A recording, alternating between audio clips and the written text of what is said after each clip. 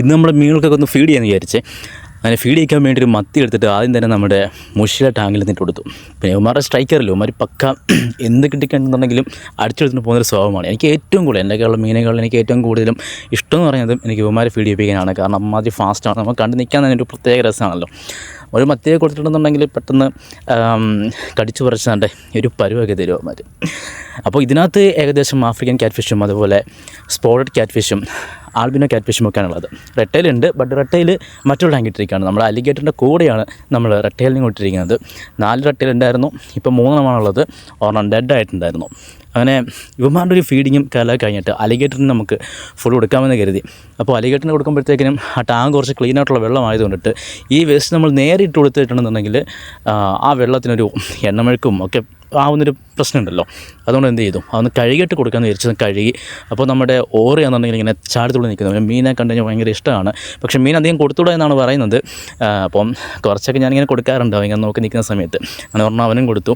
അവനാണ്ട് ആൾ ചില്ലായിട്ട് നോക്കി നിൽക്കുന്നുണ്ട്. അങ്ങനെ പിന്നെ കഴുകി വെച്ച നമ്മുടെ ആ വേസ്റ്റ് എടുത്തിട്ട് നമ്മുടെ അലിഗേറ്ററിന് കൊടുത്തു.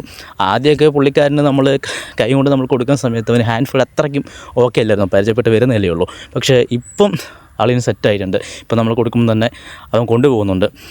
പക്ഷേ എനിക്കൊരു ചെറിയൊരു മിസ്റ്റേക്ക് പറ്റിയിട്ടുണ്ടായിരുന്നു. ഇത് കിടക്കുന്ന റെട്ടയിൽ ഡെഡായിട്ടുണ്ടായിരുന്നു ഒരെണ്ണം.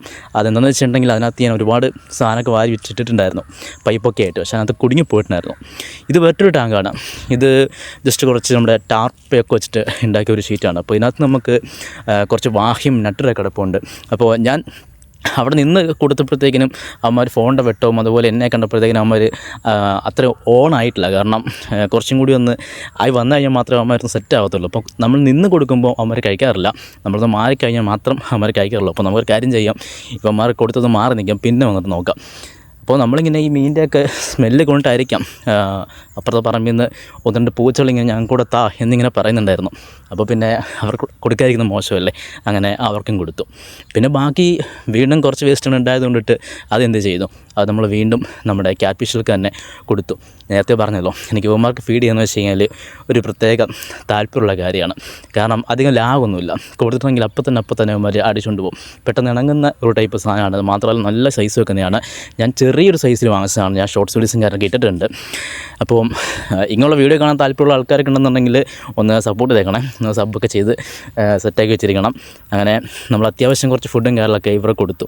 അപ്പോൾ ഭയങ്കര സൗണ്ട്, പൂച്ച നേരത്തെ കരയുന്ന പോലെ പൂച്ചയ്ക്ക് ഫുഡ് കൊടുത്തതുകൊണ്ടാണെന്ന് തോന്നുന്നു കാക്കകൾ ഭയങ്കരമായിട്ട് സൗണ്ട് ഉണ്ടാക്കുന്നത്. എനിക്കും കൂടെ തരുമെന്നൊക്കെ പറഞ്ഞുകൊണ്ടായിരിക്കാം. അപ്പോൾ പിന്നെ നമ്മൾ കൈവച്ച് കൊടുത്തു കഴിഞ്ഞാലും നമ്മുടെ മീനൊക്കെ ഹാൻഡ് ഫീഡ് ചെയ്യാനൊക്കെ അവന്മാർ ചെയ്യത്തില്ല. അതുകൊണ്ട് അവന്മാർക്കല്ലാതെ കൊടുത്തിട്ടുണ്ടായിരുന്നു. നമ്മൾ വീണ്ടും പോയി നമ്മുടെ ആ ഒരു വാഹയിൽ ടാങ്കി നോക്കിയപ്പം അവന്മാർ ഫുൾ അടിച്ച് തൂത്ത് വാരി അത് കഴിച്ചിട്ടുണ്ട്. ചെറിയ കുറച്ച് കഷ്ണം